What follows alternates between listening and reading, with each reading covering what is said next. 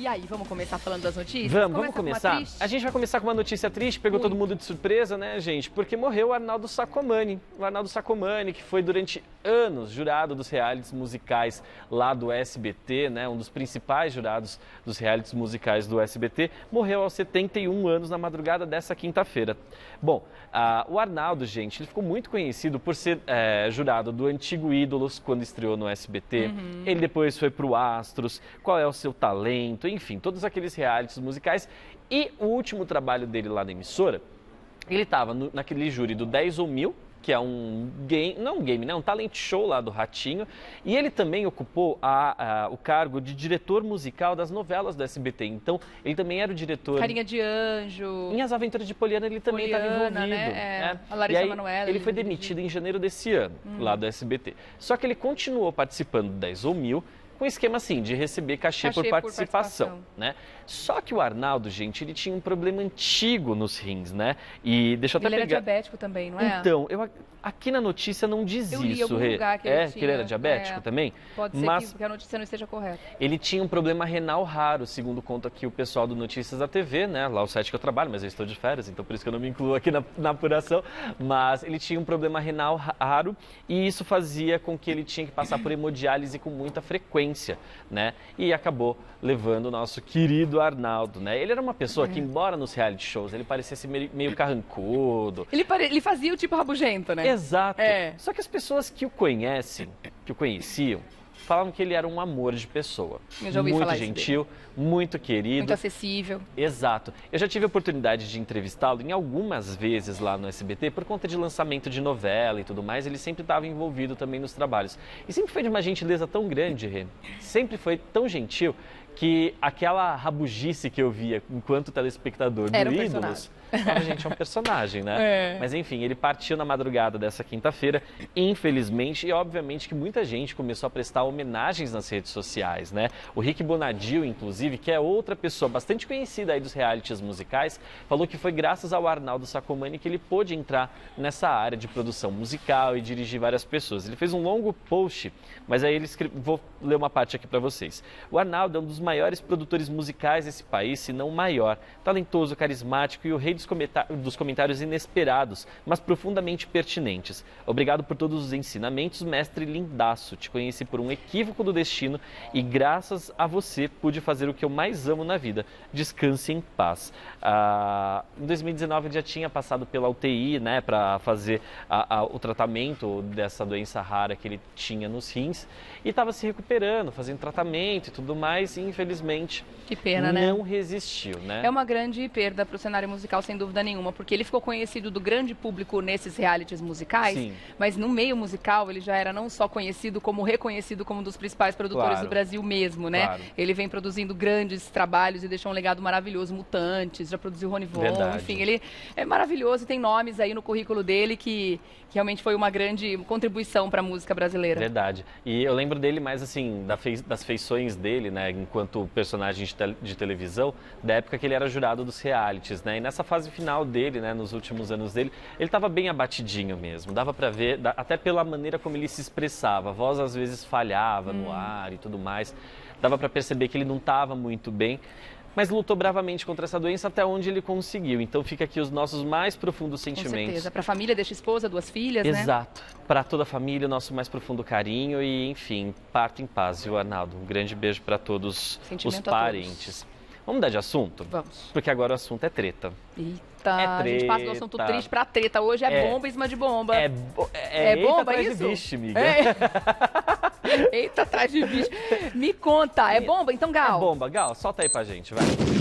Boa. Explota aquela pesada. Você viu que o Tami foi contratado por uma grande marca, né, para fazer uma campanha de Dia dos Pais. Sim. Afinal de contas, ele se tornou pai do Bento, que é aquela coisa fofa. E deu o que falar nas redes sociais, né? Deu o que falar. Ele é fofo Só demais. que tem muita gente que foi contra o fato do Tami ter sido contratado. E teve uma pessoa em específico que foi lá tentar mobilizar uma campanha de boicote a essa marca. Que foi o pastor Silas Malafaia.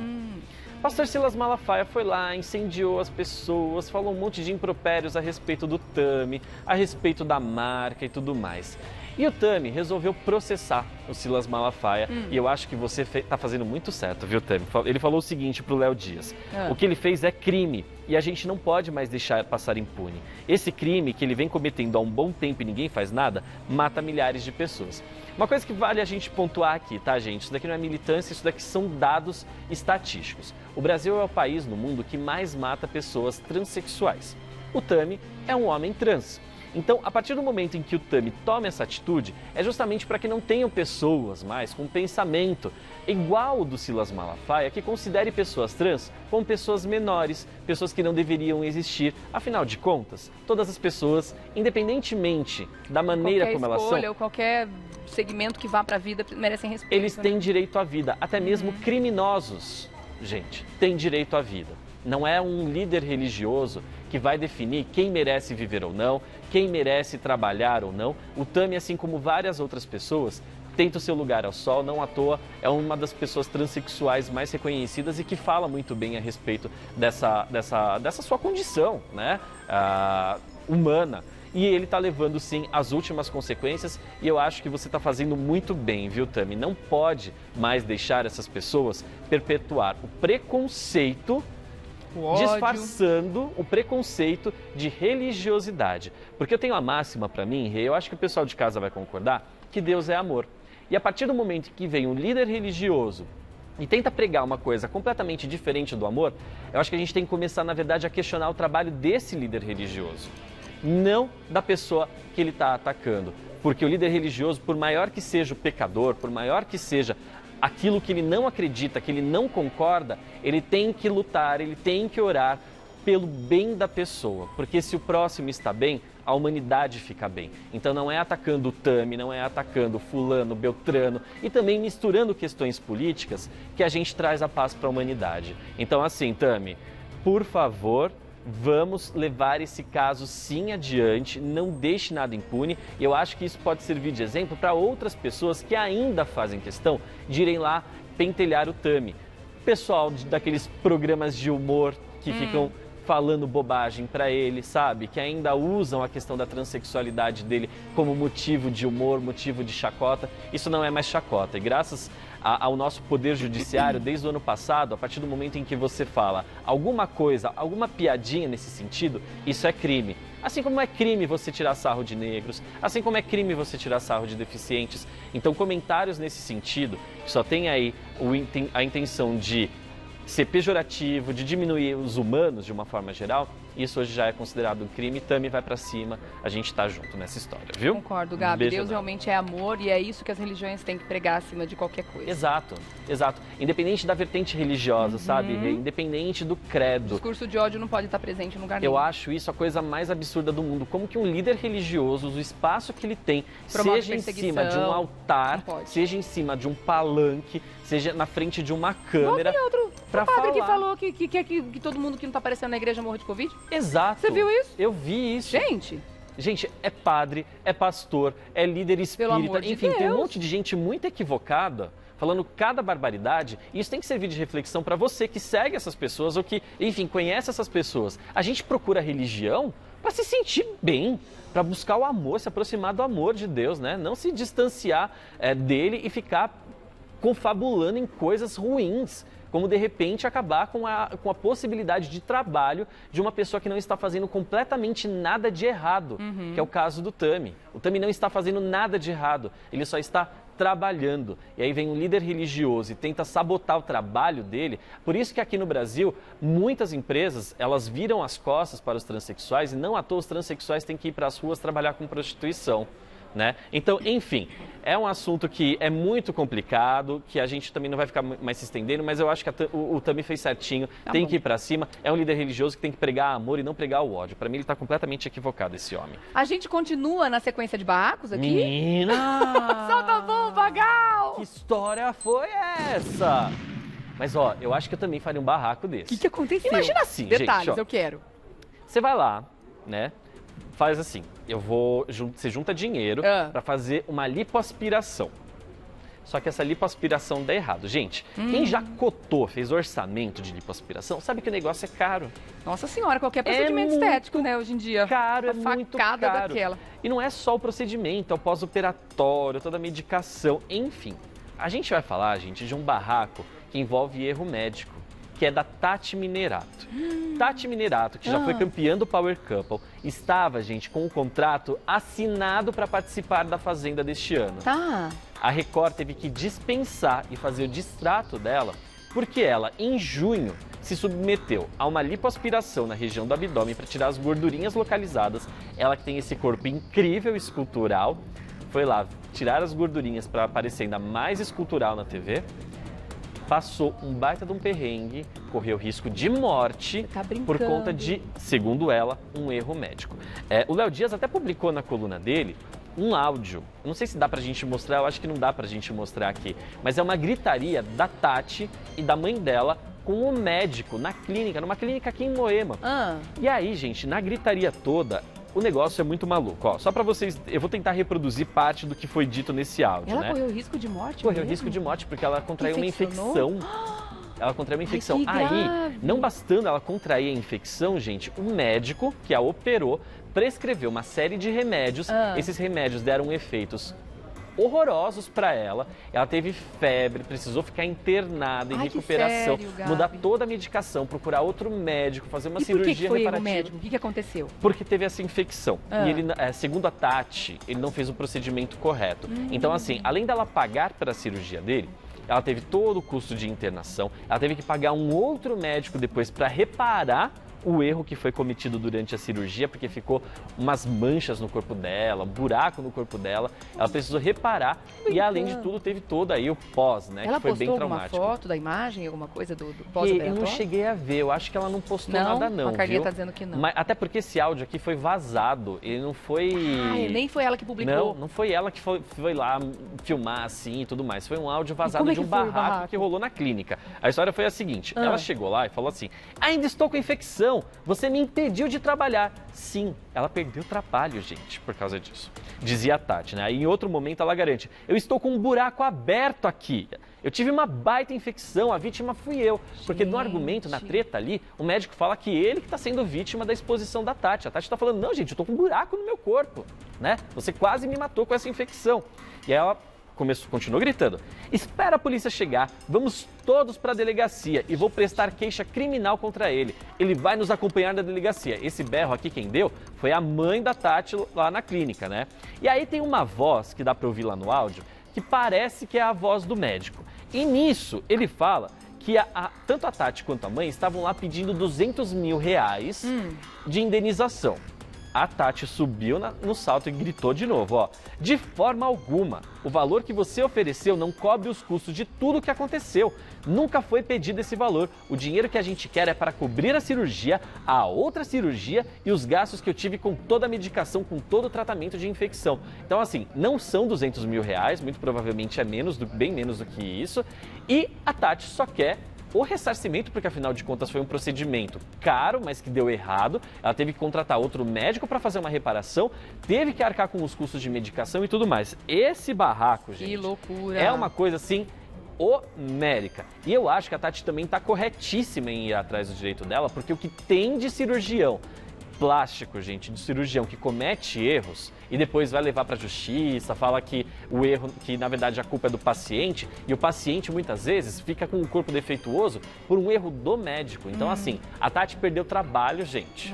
A Tati perdeu trabalho. Mas será que esse é o caminho certo? O que será que acontece? Aliás, seria um bom assunto para a gente trazer aqui. Quem for vítima desse tipo de coisa, né? Qual é o caminho correto para fazer? Será? Tem que fazer uma denúncia no CRM, provavelmente. Tem que documentar ao máximo, né? E procurar um advogado, não é isso? Diretora, vamos fazer essa pauta, porque tem vários famosos que passaram por isso. E eu tenho uma fonte, uma amiga minha que é advogada, especialista em erro médico, que inclusive atende pessoas famosas. Olha só. Então, assim, a gente poderia fazer essa pauta aqui, inclusive, vamos tentar falar com a Tati Minerato também, para ver o que ela tem para falar sobre isso, né? Vamos fazer essa pauta aqui no programa, tá, gente? Inclusive, reunião de pauta é hoje, maravilhoso, depois do programa a gente já vai conversar sobre isso. Mais então um a Tati assunto. tá indo pra justiça que resolver coisa. Isso. Tem porque, que ir mesmo. Pelo amor de Deus, gente, não é só a questão estética, a mulher perdeu trabalho. E a justiça define se ela tem razão, né? Sim. Tá bom. Ela perdeu, sem brincadeira nenhuma, de trabalho, 70 mil reais.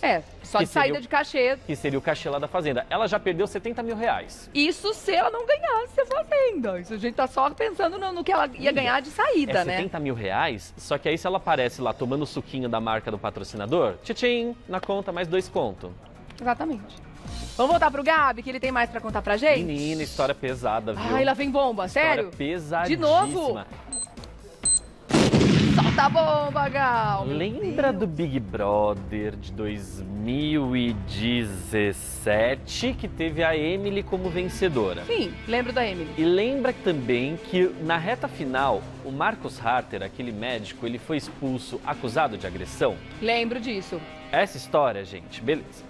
A gente soube que ele foi expulso e tudo mais, porém, ontem à noite vazou um vídeo na internet. Caramba! E esse vídeo mostra exatamente o momento em que um médico e uma advogada entrevistam a Emily Araújo no confessionário do Big Brother e ela fazendo os apontamentos de todas as marcas das agressões que ela sofreu. Então, isso a Globo não tinha mostrado até hoje. Isso a Globo não mostra? Isso não tinha sido mostrado, isso não tinha sido detalhado. A Globo não havia se posicionado sobre o que aconteceu durante esse período em que a Emily ficou afastada do programa, ali fora da casa, né, no confessionário. O confessionário não foi transmitido dentro do pay-per-view para os assinantes. E esse vídeo, que tem quase 10 minutos, eu vou publicar lá no meu Instagram, no @GabiPerlini, que a gente não vai conseguir mostrar agora, que ele é bem longo, tá? Mas nesse vídeo mostra a Emily no confessionário. Ela tá usando um roupão vermelho e ela vai de biquíni. E ela começa a conversar com uma advogada, que é identificada como Raquel. E a advogada, assim, muito calma, muito tranquila, pedindo para ela relatar. Ela falando, não, ó, ele me machucou, ele me deu um beliscão aqui, ele apertou meus pulsos na hora, doeu pra caramba, tem poucas marcas, mas machucou demais. Gente, que grave isso, Exato. Sério? Essa advogada só entrou no confessionário porque no mesmo dia, pouco antes, uma delegada da Delegacia da Mulher lá do Rio de Janeiro esteve dentro da Globo e falou, ó, a gente precisa falar com ela, a gente precisa, é uma ordem. E aí, essa advogada e mais um médico foram lá examinar a Emily para tirar as conclusões. Porque o que aconteceu? A Emily brigou com o Marcos, né? Ou melhor, eles brigaram lá no confinamento. Ele deu um baita de um beliscão aqui nela que ficou roxo. Ficou muito roxo, numa das festas. E aí ela pensou em levar o caso à produção, só que aí ele foi, pediu desculpas, chorou e tudo ela mais. Ela estava apaixonada? Tava, eles estavam namorando. E aí ela perdoou ele. Só que mesmo assim, gente, foi uma agressão que foi exibida em rede nacional. E regra é regra, agrediu, a pessoa pode perdoar e tudo mais, na minha opinião, deveria mandar embora. É, mais do que regra, né? É crime, né? Claro que é crime, sem dúvida nenhuma. E é um crime que foi praticado em rede nacional. Mas é um crime que não deveria esperar uma denúncia para virar crime. Exato. Porque tem crime que é isso, essa história, inclusive, em 2017, a gente pegou muito, pelo menos eu peguei muito no pé do Thiago Leifert, porque o Thiago Leifert, enfim, ele é esse apresentador que, enfim, é esse apresentador que vocês conhecem. A galera começou a cobrar muito um posicionamento. Ele falou assim, não, a gente só vai fazer qualquer coisa se a Emily denunciar. Poxa, a Globo tava vendo. Tem prova. Tava vendo ao vivo que tava rolando. Tá e o apresentador vira e me fala, a gente só vai se posicionar se a vítima reclamar. Gente, era um abuso que estava, e uma agressão que estava ocorrendo ao vivo. Em rede nacional. Exato. Inclusive, a expulsão do Marcos, ela só se tornou possível porque foi um pedido da advogada e do médico que examinaram a Emily e falaram, olha, não tem a menor condição desse homem ficar perto dessa mulher. Porque a Emily ela não fez a denúncia. Ela não fez a denúncia, ela só mostrou as marcas do corpo. E aí a avaliação da advogada e do médico foi que não dava para manter eles no mesmo local porque ela estava sofrendo mais riscos ainda. Ela não quis denunciar porque ela estava iludida, apaixonada e tudo mais, o que acontece com milhares e milhões de vítimas de agressões e violência doméstica, de que o marido chorou, pediu perdão, vai lá e senta a mão de novo, vai lá e bate de novo. A delegada, a advogada e o médico falou, não tem como. Quantos casos Tira desses ele não do terminam programa. em morte, né? Exato. E aí, Rê, isso está gerando uma comoção muito grande nas redes sociais. Esse vídeo foi publicado. Deixa eu até dar o crédito pro rapaz que publicou esse vídeo, que eu acho muito justo a gente falar. Que interessante esse vídeo aparecer agora, tanto tempo depois. Ó, o perfil dele é Beto Cascardo. Beto Cascardo. Um beijo pra você, viu, Beto? Ele é jornalista. Ele é jornalista. E aí ele publicou esse vídeo, que tem quase 10 minutos de duração. Como eu falei, vou colocar no meu Instagram já, pra vocês verem também. E ele publicou isso está gerando uma onda, Rê, nas redes sociais, de novos ataques, e assim, não só ataques, mas de lembrança de outras coisas bizarras que o Marcus Harter já fez na televisão. Porque no mesmo ano em que ele foi expulso do Big Brother, o que a Record fez? Chamou ele para participar de A Fazenda. E ele teve comportamentos abusivos, sim, com as mulheres. E o mais surpreendente nessa história toda é que, ele não foi expulso pela Record. 2, ele foi à final. Ele foi um dos grandes finalistas e disputou a final com a Flávia Viana. Ainda bem que o público que vota em A Fazenda teve aqui um momento de lucidez e botou a Flávia Viana como vencedora. Porque se a gente coroasse o Marcus Harter como campeão de A Fazenda, tendo feito o que ele já fez com a Emily e com outras mulheres... o mau comportamento, né, gente? Enfim, reality show, às vezes a gente vê isso acontecendo, né? As pessoas, por alguma razão, coroam o mau comportamento. Não sei por quê. Mas, enfim, isso veio à tona. Óbvio que o Marcos, ele já respondeu a respeito de tudo isso que aconteceu, né? Eu não sei se isso vai ter mais algum encaminhamento na justiça. É apenas o vídeo. E o vídeo, ele é triste. Ele é triste. É a Emily mostrando para uma advogada e para um médico todas as marcas das agressões que ela sofreu. É muito triste. E a mulher, assim, iludida de não querer denunciar o rapaz porque, ele chorou e pediu desculpas. Quantas mulheres já não sofreram por isso, né, Rê? Sofrem até hoje, né? Que loucura, gente. O Marcos, por acaso, teve algum tipo de denúncia fora esses programas, assim, de violência? Alguma mulher já veio a público falar como aconteceu com o Prior? Se eu não me engano, teve. Teve sim. Porém, eu não estou mais lembrado agora, porque tem algumas coisas assim que eu vou limpando o meu HD. Melhor, né? E as histórias em relação ao Marcus Harter, que para mim é uma pessoa completamente desaplaudida. Tinha que dar um Google. Bom. E aí, os outros vídeos dele coagindo as mulheres, ele só partia para cima das mulheres. Só das mulheres. Ele é grandão, fortão. Gente, é sinal clássico de covardia, né? Enfim. Vamos lá, querido, vamos falar de assunto, agora. Vamos falar lá da Globo agora, porque o Márcio Smelling foi demitido da Globo, só que o povo lá não tá feliz, não. E não tá feliz com a demissão dele, tá feliz com o silêncio da Globo em relação às denúncias de assédio moral que rolaram em relação ao Márcio. Essa história veio à tona no ano passado, quando a Dani Calabresa foi e denunciou o Márcio Smelling à direção da Globo, falando o que estava acontecendo. É assédio moral, tá, gente? A gente não vai ter fotos agora, mas eu vou falar rapidamente, tá? E a Mônica Bergamo publicou aqui um grande relato na coluna dela lá na Folha, falando que um grupo de 30 funcionários da Globo fez uma carta e mandou pro Schroeder, que é assim...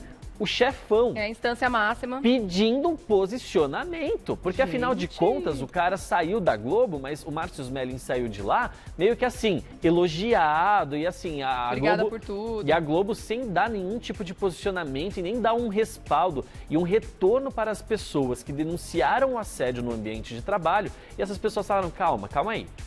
Peraí, se a Globo não se posicionar diante de um escândalo desse, isso quer dizer que a emissora está normalizando o assédio moral dentro do ambiente de trabalho. Então, 30 pessoas que estiveram envolvidas e que concordaram com a posição da Dani Calabresa naquele momento, foram questionar a Globo. E agora eles estão aguardando um retorno da emissora. Embora o Márcio Smelling já tenha sido demitido, os funcionários ainda aguardam uma resposta para que outros chefões não tenham um comportamento que eles consideram abusivo e assediador, igual o Márcio supostamente teve com a equipe dele. Então, assim, tá um clima pesado lá na Globo, viu? Imagina, a gente espera que não tenha retaliação com essas pessoas que estão cobrando um posicionamento, porque isso acaba acontecendo muitas vezes, Nossa né? Senhora. E é um grupo grande. Eu já fui demitido de um emprego meu porque eu fui denunciar assédio moral.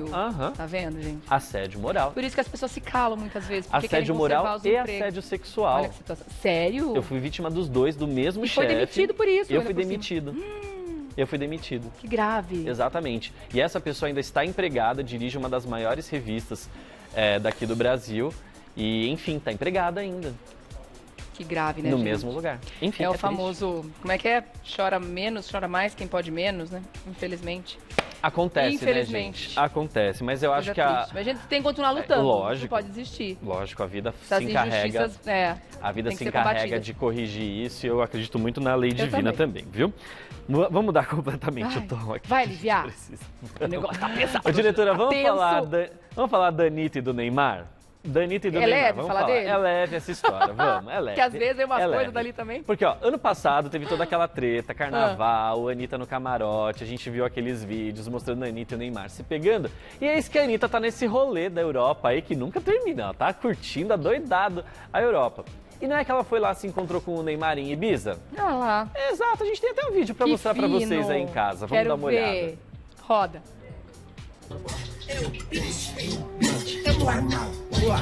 Muda pra baixo, muda pra baixo, muda pro alto, muda pro alto. É o fetiche, tá com babado, desce do salto, muda pra baixo. Essa música que eles estão cantando, que você não conhece, é uma música nova que a Anitta vai lançar agora, nessa semana, dia 28. Eu já não gostei de cara.